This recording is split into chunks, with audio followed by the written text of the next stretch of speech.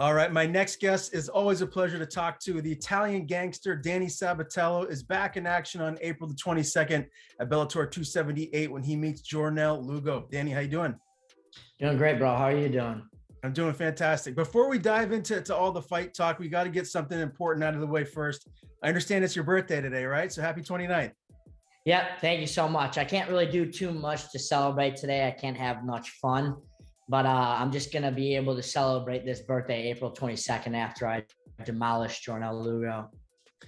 All business. I love it, man. Now, the last time that we saw you, you got to go all the way back to May of 2021, that big Brett Johns win. I know you're supposed to fight Johnny Campbell in August. COVID protocols prevented that from happening. Can you just go into the specifics as to why that fight was canceled? Yeah, so that fight with Johnny Campbell was going to be in Connecticut. We were still testing for Corona a lot at that time. I flew out there to Connecticut, and I think it was either the day before weigh-ins or 2 days before I tested positive for Corona, so they had to axe the fight. I asked for that fight immediately after, and it just didn't shake out that way. It was unfortunate because that's a guy that I would have just absolutely bounced his head off the canvas, but it is what it is. Yeah, it's a shame that it fell through, but everything happens for a reason. Did you have any major symptoms when you tested positive? I know some people do, some people don't. No, I had zero symptoms. I kind of wanted to test again just in case it was a false positive, but they wouldn't let me test again. And, it is what it is. I was pretty pissed at the time, but, you can't just cry about it the whole time. I just got my stuff, moved on. It's unfortunate, but what are you going to do? Man, that must have been frustrating too, especially since you felt healthy to not be able to fight. Yeah, absolutely. And you know what? It was after a good win of Brett Johns, a good dominant win. So I felt like I was gaining some momentum. My name was a little bit more out there. People were talking about me, seeing if I was for real or not. So it would have been nice to get right back in there with Johnny and just beat the shit out of him. Unfortunately, the opportunity didn't happen. But you know what? What are you going to do? I know I was really upset about that for a while. I tried having that fight happen for the next maybe like 2 months or so. But it's just not the way things panned out. And here we are. I'm surprised too that you didn't get a fight, after that. You talked about making that fight with Johnny happen for the next couple months after the initial fight cancellation. But I would have thought that maybe we would have seen you before. Was there any other potential fights that were in the works? Yeah, the issue is nobody wants to fight me because most of the Bellator bantamweights are a bunch of pussies. They're going to, say my name online or whatever, but when push comes to shove, they're not going to actually sign the contract. A few months ago, maybe 2 months ago, I was supposed to fight a guy named Richie Palencia in St. Louis. They verbally agreed, and then I guess when Bellator sent the contract, they said they're going to back out of the fight. It's just frustrating how that shit happens. But you know what? Maybe it's a good thing that happened because now I get to fight April 22nd in Hawaii, much better place to fight than St. Louis. And now I'm in the Grand Prix. So, again, everything happens for a reason. And, maybe it's a good thing that fight didn't go through, even though I would have absolutely beat the shit out of that guy. I haven't been as active as a fighter as I would have wanted, but sometimes that's just the way things go. It's going to be about, I think, 11 months since my last fight when I actually step in the cage, April 22nd. But, things have happened outside my control, testing positive for Corona and having a fight canceled and then having opponents fall through. But you know what? We're here now. There's no reason to dwell on any of that. And I'm just ready to get in there and I'm looking forward to beat the shit out of this guy. I have to ask you too, like, are you feeling like a little bit almost disrespected for where you're at in the division right now? Because you initially were supposed to be like a wild card fight, right? Then Pettis gets injured and now you're officially like in the tournament. You're 11-1 and you're not even ranked. Does that bother you? Yeah, a little bit, because it's like there's guys in the tournament like James Gallagher who absolutely suck, who I would absolutely murder. But I understand why he would get it over me just because he's got so much more of a following. He's got all of Ireland behind him. So I get that. They're going to have more eyeballs. But, in terms of a skill aspect, I possess way more skills than he does in MMA than him.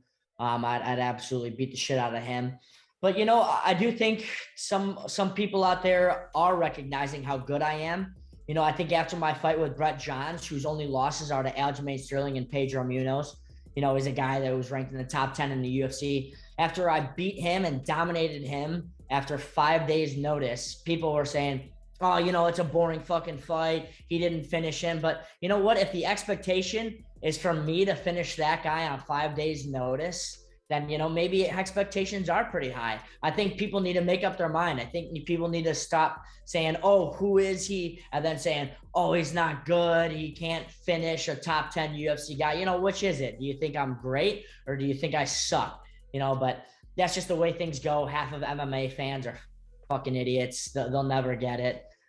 They've never been in a fight in their life. It is what it is. So, maybe I am a little bit disrespected. Maybe some other people respect me. It's all the same to me. It doesn't matter. I'm just going to always do my thing. Man, I love your answers. You always bring absolute fire. It's fantastic interviewing you, man. Let's dive right into this tournament. I want to just kind of get your thought process on some of these matchups. So Pettis is out. You have Juan Archuleta and Raufeon Stots for the interim title. Let's just start there. How do you see that fight shaking out? Yeah, I actually think that's going to be a really good fight. I think I'm better than both those guys, but yeah, I would see possibly Stots coming out on top. I know they both have a good wrestling background. I think they're both going to stand up for the start of the fight, and then someone will take it to the ground, and it will eventually be more of a grappling match. And I just think Stots is going to be too much for Archuleta to handle, but I could easily see Archuleta having some type of big move that submits him or knocks him out, but that's going to be a hard fight to call. I think either way, it's going to be a really close fight. Out of 10 times those guys fight, I think 5 goes to Stots, 5 goes to Archuleta. They're both not the caliber of fighter that I am. So I don't really care. The good thing right now is with the wild card, all I think about right now is just Journel Lugo. I don't think too much about the other side of the bracket or who I would see in the semis or anything like that. I just think about beating the shit out of Journel Lugo and seeing him bleed. But, if I were to have to pick about Archuleta and Stots, I'd say Stots. All right, and then we have Mix and Horiguchi. Hill Barzola is going to be taking on Magomedov. Is there one guy that maybe you have your eyes on? I know right now Lugo's all that matters to you, right? That's you're keyed in and zeroed in on him first. But who are you expecting to fight in this tournament? Yeah, I don't think there's one specific fighter that sticks out to me. I think they're all kind of on the same level. The way this fight and this tournament shakes out, it could go a bunch of different ways, but each way it shakes out, I'm in the finals winning it. On the other side, I see Horiguchi getting to the finals. He's one of my teammates down here at American Top Team. I'm pretty close with him. He actually cornered me for my first 4 fights. So we've been training a lot together. It's, kind of just the way things go sometimes that we're going to be in the same tournament and potentially fighting each other in the finals. He's the only other guy that I see that, is for sure going to be in the finals. But other than that, I don't see anybody that's too good. I think it's just me and Kyoji in the finals and then me coming out on top.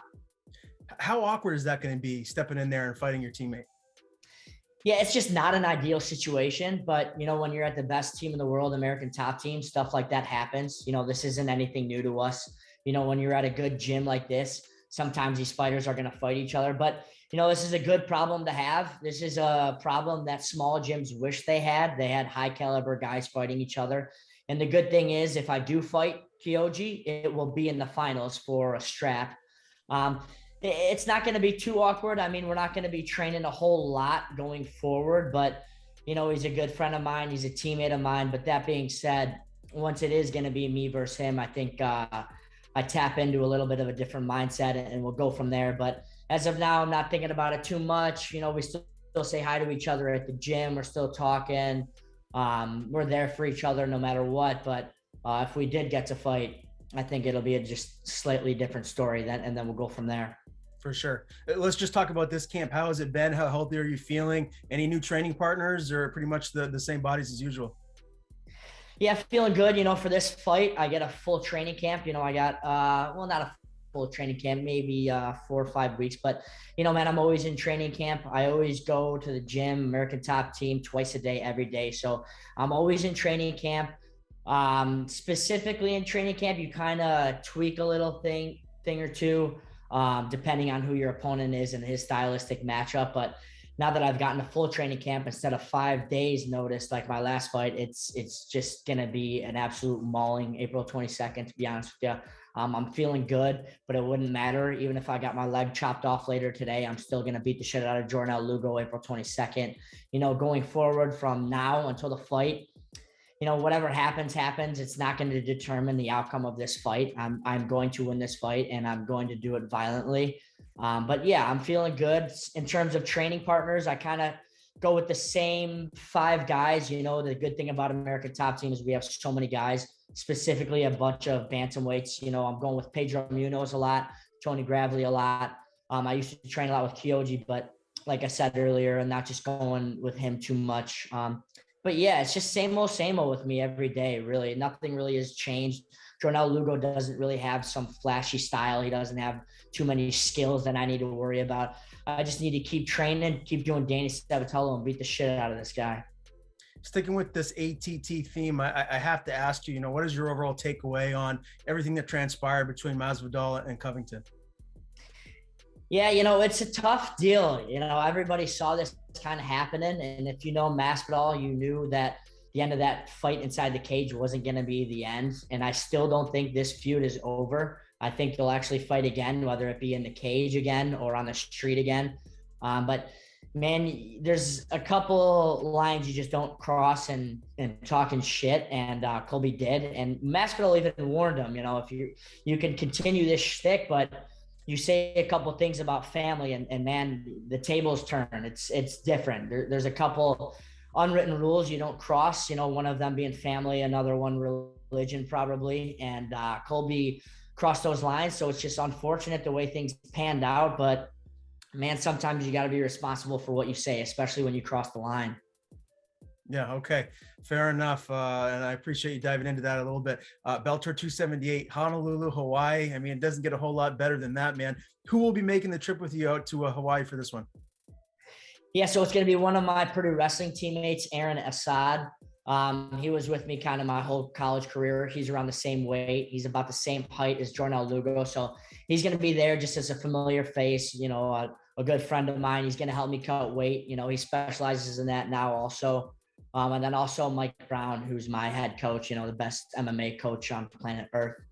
He'll be there with me as well. And, it doesn't really matter who's with me or who's not with me. Going forward, it's just, I need to go out there and perform. It's just nice to have familiar faces on fight week, there with me, kind of just emotional support. Nothing you do on fight week is going to win or lose you the fight.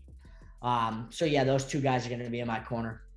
All right. And your opponent, Journel, he's 8-0. He's number 9 ranked in the division. He's got a UD win over Brian Moore, RNC win over Keith Lee most recently.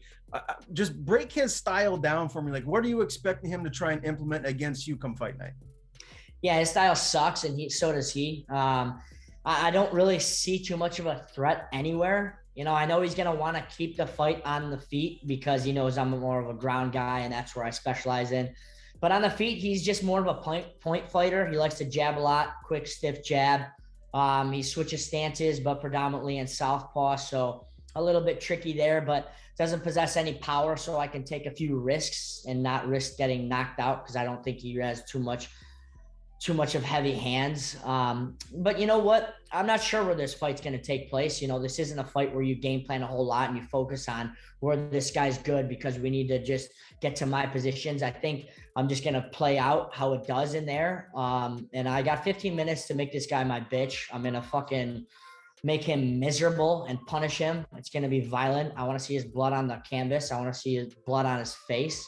I think I can keep it standing, and I think I could keep it on the ground. It doesn't matter. Either way, I think in the second or third round, I finish him. I don't want to finish him in the first round because he's been talking a little bit of trash as well.